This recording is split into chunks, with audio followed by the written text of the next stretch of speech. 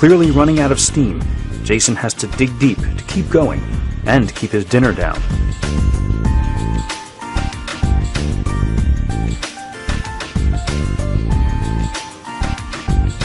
I remember getting there and I'm thinking, oh, okay, this isn't going to be bad. You know, he's getting ready for the Arnold Classic. He's tired. You know, this is going to be short.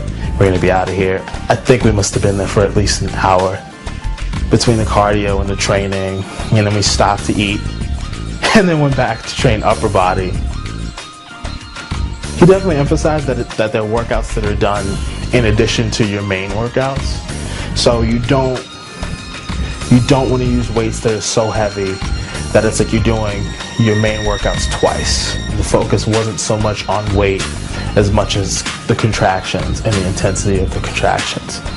That's not to say you use 5 pounds and flex, but if 5 pounds is what you need to get the job done, then 5 pounds is what you need to get the job done.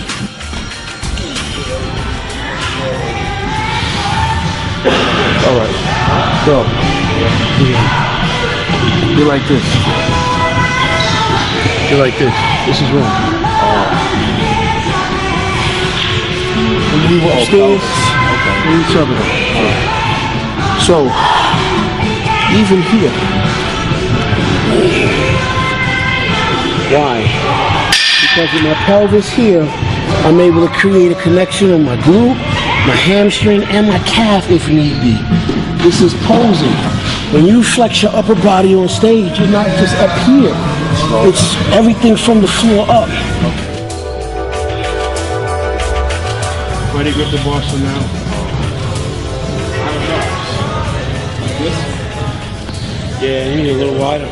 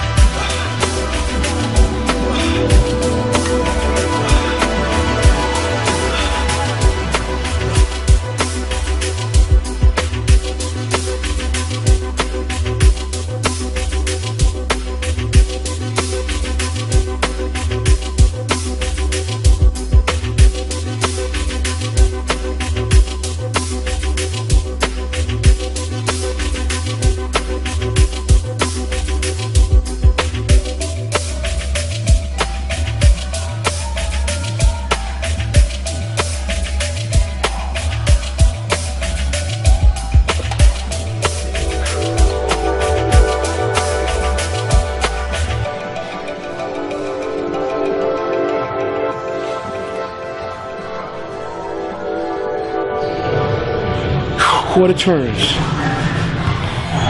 Everything starting from the front, from the floor up. So you always take a minute, place your feet. Turn my heels in, the toes out.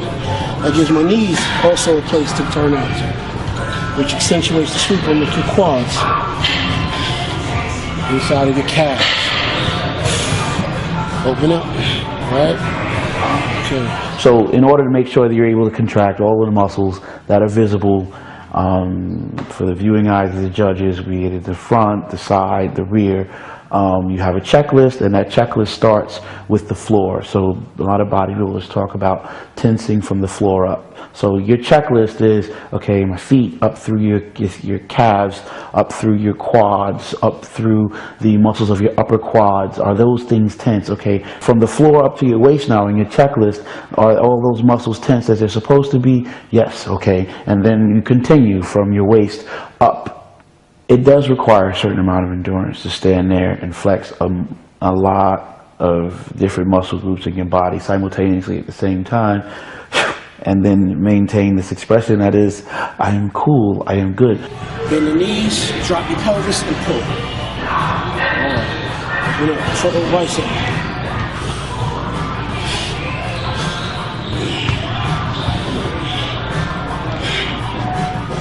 Good shot. Lock spread.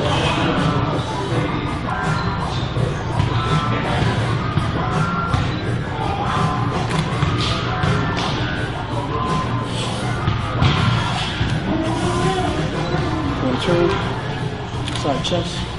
Here's another groove from back in the day. The groove, serious exit.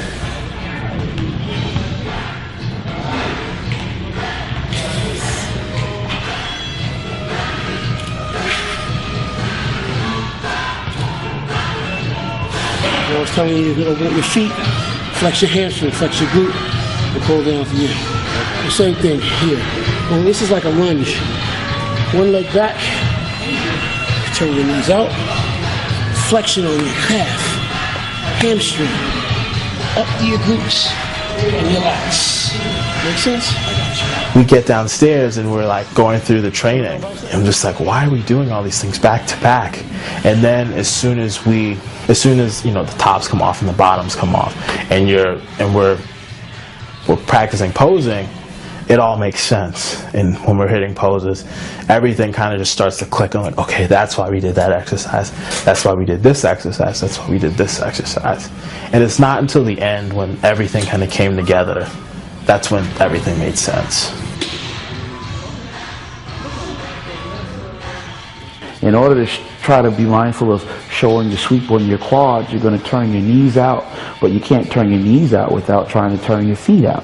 But you can't turn your feet out without somewhat being aware of the ground beneath your feet. Okay, I want to be able to show the contour, a pleasing contour line around the entirety of my body. So if you were to think about drawing a silhouette, taking a body, turning it into just a blackened image, and drawing a line around, a contour line around the silhouette.